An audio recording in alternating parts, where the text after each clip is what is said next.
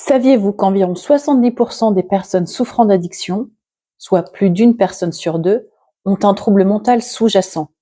Les plus fréquents, la dépression, les troubles anxieux, troubles bipolaires, TDAH. Ça fait réfléchir quand même. Mais derrière ces chiffres, il y a des histoires. La tienne, la mienne. L'addiction, ce n'est pas un hasard. L'addiction, ça commence souvent comme un coup de foudre chimique. Dès la première prise, on est happé par les effets et on sait qu'on y reviendra. Il y a aussi cette excitation des débuts, ce mélange de nouveautés, voire d'interdits, qui moi m'attirait.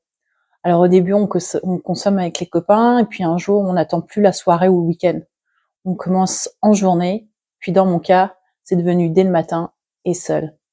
Et à ce moment-là, ce n'est plus juste un plaisir, c'est un besoin. Mais pourquoi ce besoin? Aujourd'hui, on parle beaucoup de santé mentale. On lève les tabous, on met des mots sur les mots. Mais quand j'avais 13 ans, 14 ans, tout ça, ça n'existait pas. Les angoisses, ce mal-être diffus que je ressentais, ça faisait juste partie de moi. C'était ma normalité. Je ne savais même pas que c'était un symptôme. Un truc qui avait un nom. Alors, la première fois que j'ai tiré sur un joint, en fait, tout a changé. J'ai ressenti un apaisement immédiat, un détachement intense sur ma réalité pesante. Et très vite, ce geste est devenu une réponse à mon anxiété chronique, à ce mal-être que je traînais sans savoir quoi en faire. Alors aujourd'hui, je comprends qu'en fait, j'étais en train de m'automédicamenter. On parle souvent de volonté. Et comme moi, j'ai longtemps pensé qu'arrêter suffirait. Mais l'addiction, ce n'est pas qu'un comportement, c'est un symptôme. Et certaines substances ont des effets qui semblent bénéfiques sur certains troubles.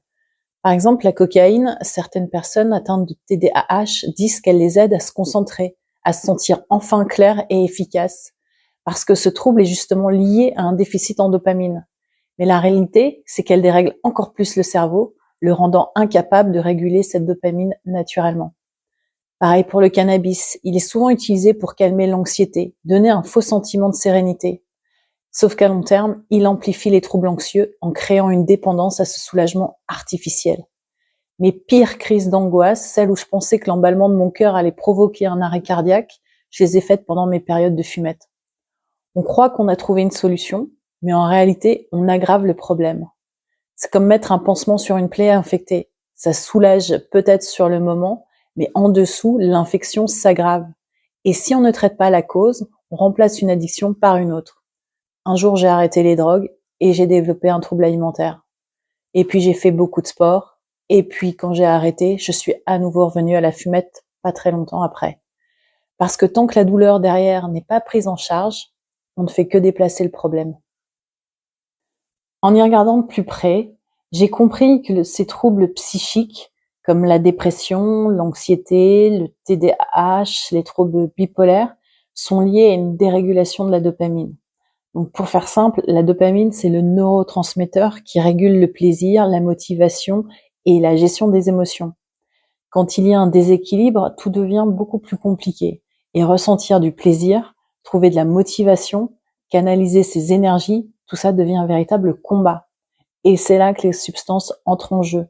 Elles offrent une solution rapide et facile pour calmer ces vagues émotionnelles ou juste ressentir un peu de bien-être. Mais voilà le piège. Ce soulagement est temporaire. La substance devient un raccourci vers le bien-être. Sauf qu'elle agit comme un crédit à taux exorbitant. Tu paies toujours beaucoup plus cher après. La descente, la gueule de bois, l'angoisse amplifiée. Et quand ça recommence, ce n'est plus juste une envie. Ça devient une nécessité. Alors la vérité que personne ne dit sur l'addiction est que si on ne traite pas la cause, l'addiction, elle ne va pas disparaître. Elle changera de forme. Elle se déplacera. Elle se cachera sous d'autres comportements toxiques. Le sevrage seul ne suffira pas si le trouble sous-jacent n'est pas pris en charge. On ne peut pas se libérer d'une addiction durablement si le déséquilibre, la douleur qui l'a déclenchée est toujours là. C'est pour ça en fait que tant de personnes rechutent. Pas parce qu'elles manquent de volonté, pas parce qu'elles sont faibles, mais parce que leur cerveau lutte toujours contre le même déséquilibre. Alors, chaque parcours est unique. Il n'y a pas une seule manière de guérir, pas un seul chemin à suivre. Mais une chose est sûre. Ton cerveau a cette capacité incroyable à pouvoir se rééquilibrer si tu l'aides. Il sait produire naturellement ce dont il a besoin. Et au fond, on sait instinctivement ce qui nous fait du bien. On sait ce qui nous apaise, ce qui nous fait avancer, ce qui nous reconnecte à nous-mêmes. Parfois, il faut juste apprendre et voire réapprendre à l'écouter. Alors, le mouvement. Pas besoin de faire du sport intensément, mais des balades, des promenades régulières, ça change tout. La lumière, la nature. Juste s'exposer un peu au soleil, sentir la chaleur sur la peau, ça fait un bien fou. L'alimentation, ce qu'on mange ou ce qu'on ne mange pas, joue un rôle sur la chimie de notre cerveau également. Les activités créatives, écrire, peindre, danser, jouer de la musique, ces moments où on est absorbé par quelque chose autre que nous-mêmes. Alors tout ça, ce ne sont pas des solutions miracles, ni même des obligations. Ce sont juste des pistes, des clés qui peuvent aider à retrouver un équilibre. Alors on fait quoi maintenant? Eh bien, il est essentiel de reconnaître que l'addiction n'est pas une faiblesse et que pour 70% d'entre nous, elle a été ou elle est une réponse à des troubles physiologiques, à des douleurs réelles et à des déséquilibres chimiques. Et si l'addiction était ta façon de ne pas faire de bruit, d'encaisser seul en silence en t'auto-médicamentant? Si c'est ton cas, sache que cet apaisement, il n'est que temporaire. Tant que ta douleur initiale reste ignorée, le sevrage et l'abstinence seront bien plus difficiles. Voilà, je réalise aujourd'hui qu'allumer ce 1er juin et puis tous mes comportements et attitudes toxiques n'ont jamais soigné mes angoisses ni mes problématiques. Ça les a juste mis en veilleuse jusqu'à ce qu'ils reviennent encore plus forts.